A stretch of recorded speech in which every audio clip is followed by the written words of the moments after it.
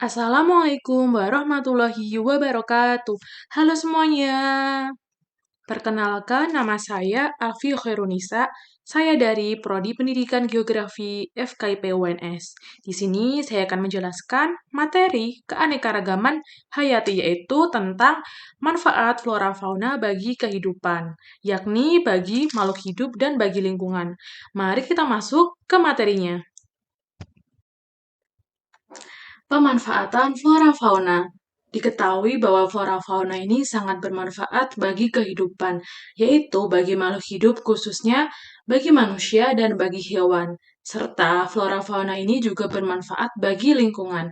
Mari kita simak penjelasan berikutnya.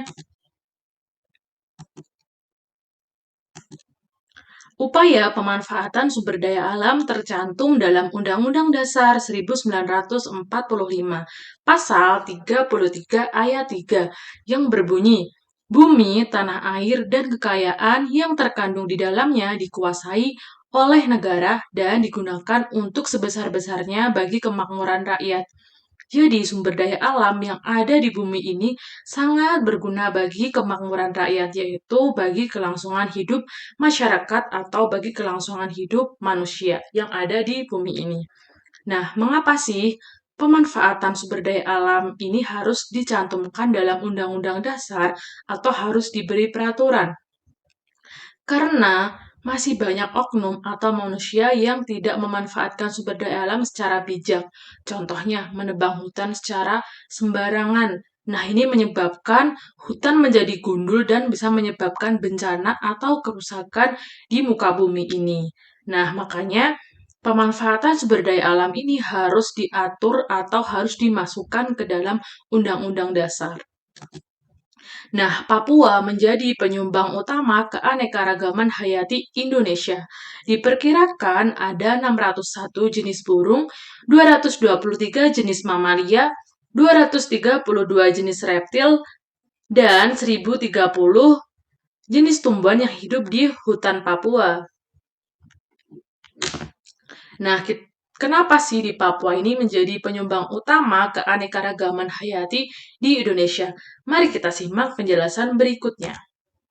Nah, ini adalah Pulau Kalimantan dan Pulau Sulawesi yang kita lihat dari citra Google Earth, di mana kedua pulau tersebut sangat terkenal dengan pulau yang banyak sekali hutannya. Nah, ini ditandai dengan warna pulau ini yang berwarna hijau tua. Nah, ini menandakan bahwa hijau tua ini adalah hutan. Tetapi di samping-sampingnya ini terdapat warna hijau muda, di mana ini menandakan bahwa di sana juga terdapat sawah, kebun, permukiman, dan ladang. Beda dengan yang ini. Nah, ini adalah Pulau Papua yang kita lihat dari citra Google Earth, di mana sebagian besar wilayahnya berwarna hijau tua. Ini menandakan bahwa Pulau Papua banyak sekali terdapat hutan.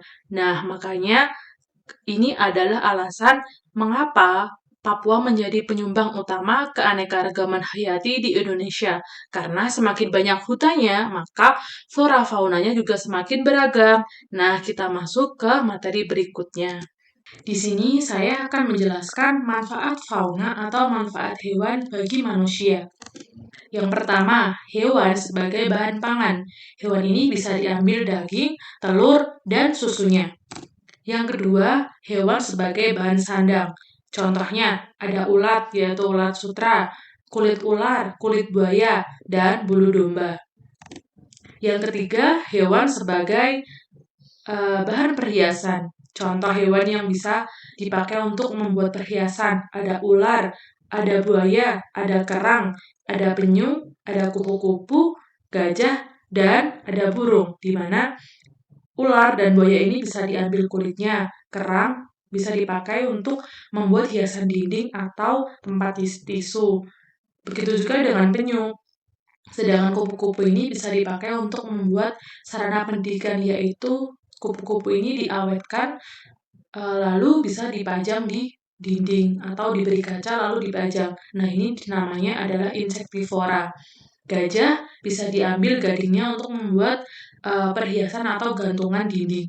Dan burung bisa diambil burungnya, di mana biasa dibuat dream chatter, di mana dream chatter ini bisa digantung di pintu. Keempat adalah hewan dapat membantu pekerjaan. Contohnya ada kuda, sapi, kerbau, anjing, unta, burung merpati, lumba-lumba, dan gajah. Kuda bisa dimanfaatkan sebagai sarana transportasi. Contohnya di Malioboro biasanya kuda ini dimanfaatkan untuk transportasi wisatawan dari tempat satu ke tempat lain. Sapi dan kerbau bisa dimanfaatkan untuk membajak sawah. Anjing bisa dimanfaatkan untuk membantu polisi menyelesaikan masalah atau mencari sumber yang akan dicari. Nah, unta bisa dimanfaatkan sebagai sarana transportasi di gurun biasanya. Dan burung merpati pada zaman dahulu dipakai untuk mengirim surat. Lumba-lumba dan gajah bisa dipakai untuk atraksi atau pertunjukan di mana itu dapat menghasilkan uang. Nah, yang kelima, hewan dapat digunakan sebagai penelitian dan percobaan. Contohnya ada kelinci, tikus, ada domba, monyet, dan ada marmut.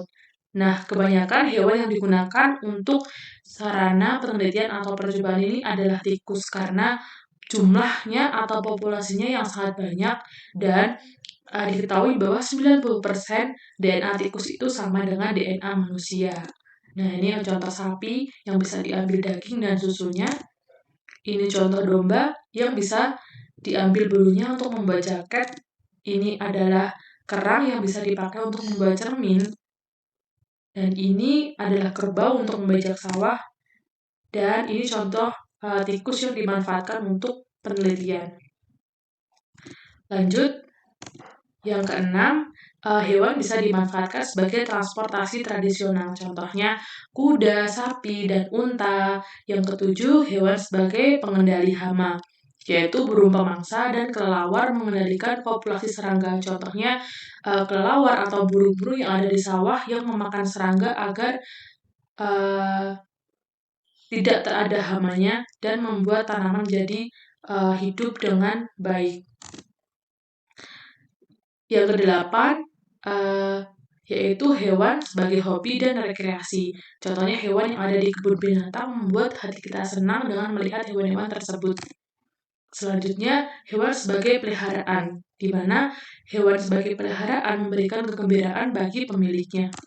Nah, ini contoh kuda sebagai transportasi, ini contoh burung yang ada di sawah, dan ini contoh hewan yang ada di kebun binatang membuat wisatawan menjadi senang, dan ini adalah kucing sebagai peliharaan.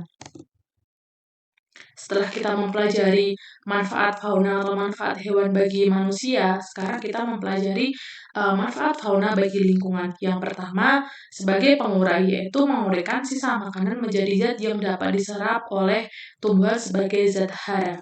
Yang kedua, menjaga kualitas tanah, di mana cacing dan jangkrik ini diketahui selalu membuat lubang di dalam tanah, di mana membuat tanah menjadi gembur. Semakin gembur tanah, maka semakin subur tanahnya.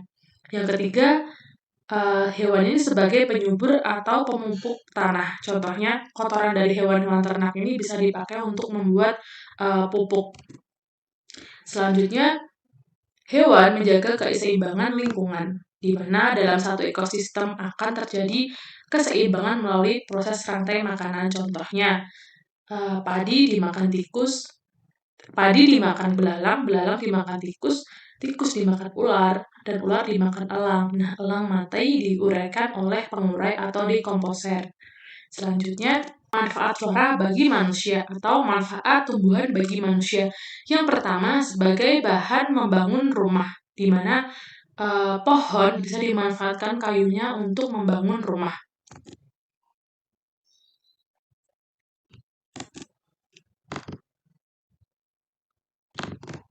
Yang kedua, tumbuhan sebagai obat, yaitu contohnya kunyit, jahe, serai, mengkudu, dan rempah-rempah lain yang bisa dimanfaatkan untuk membuat jamu atau obat tradisional.